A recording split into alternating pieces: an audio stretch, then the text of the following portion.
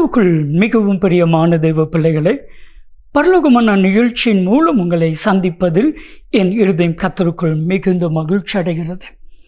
இன்றைய பரலோகமன்னா, உன்னை பெருகவே பெருக பண்ணுவேன். நம்ம லைஃப்பில் பெருக்கம் இருக்கா, இல்லைன்னா நம்மளுடைய லைஃப்பில் பின்தங்கி நம்ம போகிறோமா? இன்றைக்கி உங்கள் ஒவ்வொருவரையும் பார்த்து கர்த்தராகிய தேவன் பெருகவே பெருக பண்ணுவேன்னு சொல்லுகிறார்.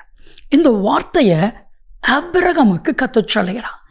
எபிரேயனுடைய ஆக்கியோன் சொல்லும் பொழுது எபிரேயர் 6:14 நிச்சயமாய் நான் உன்னை ஆசீர்வதித்து உன்னை பெருகவே பெருக பண்ணுவேன் என்று கர்த்தர் சொல்லுகிறார்.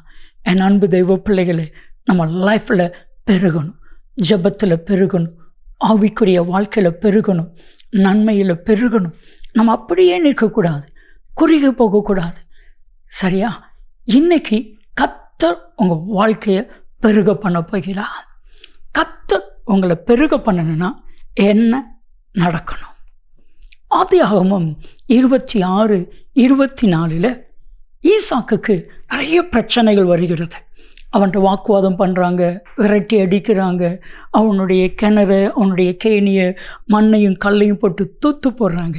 ஆனால் அன்றைக்கு ராத்திரி ஈசாக்குக்கு கர்த்தர் தரிசனமாகி, நான் உன் கூட இருக்கிறேன், நான் உன்னை ஆசீர்வதிப்பேன், நான் உன்னை பெருகவே பெருக பண்ணுவேன். ஒரே ஒரு காரியம், கர்த்தர் நம்ம கூட இருந்தால் நம்ம பெருகவே பெருகுவோம். நம்ம லைஃப் ஆயிரங்களுக்கு ஆசீர்வாதமாக இருக்கணும்.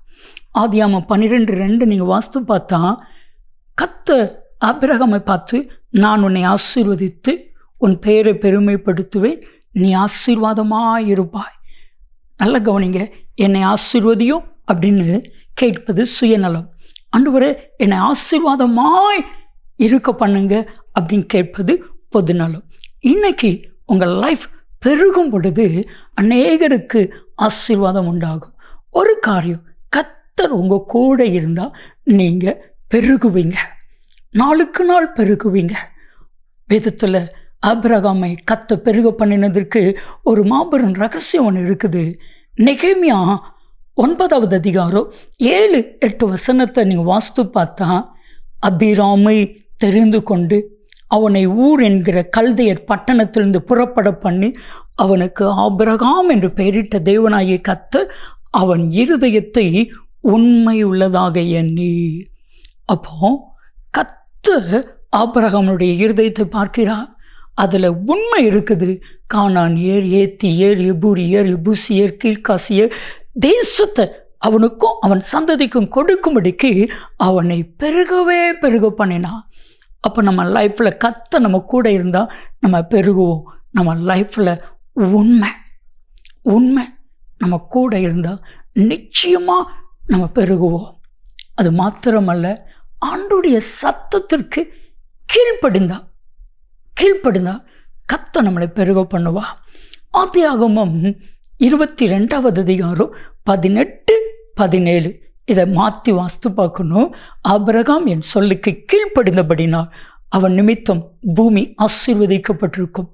நட்சத்திரத்தை போல எண்ண முடியாத ஆசீர்வாதங்களையும், கடற்கரை மணலை போல எண்ண முடியாத ஆசீர்வாதத்தினாலும் அவனை பெருகவே பெருக பண்ணுவேன். ஆபிரகாம் கர்த்தருடைய வார்த்தைக்கு கீழ்ப்படிந்தபடினால கர்த்தர் ஆபிரகாமை பெருக பண்ணினா. கர்த்தர் உங்கள் கூட இருந்தால் நீங்கள் பெருகுவீங்க. உண்மை உங்கள் வாழ்க்கையில் இருந்தால் பெருகுவீங்க. கீழ்ப்படிஞ்சிங்கன்னா நிச்சயம் கர்த்தர் உங்களை பெருகவே பெருக பண்ணுவா. இது இல்லாமல் உங்கள் லைஃப் ஆசீர்வாதமாக இருக்க முடியாது. செபிக்கலாமா? அன்பின் தகப்பனே, நீர் எங்கள் கூட இருந்தால் போதும், நாங்களும் உண்மை உள்ளவர்களாக இருக்கணும். ஆண்டவரே, கீழ்ப்படுகிற ஒரு மனித நிமித்தமாய் மிகுந்த ஆசீர்வாதங்கள், கீழ்ப்படியாத ஒரே ஒரு மனித நிமித்தமாய் பூமி முழுவதும் சபிக்கப்பட்டது. ஆண்டவரே, நாங்கள் பெருகணும். அப்படி செய்கிறதற்காக நன்றி. இயேசு கிறிஸ்துவின் நாமத்தில் ஜெபிக்கிறோம் ஜீவனுள்ள பிதாவே, ஆமென், ஆமென். நன்மையும் கிருபையும் ஆசீர்வாதங்களும் நிச்சயமாக உங்களை தொடரும்.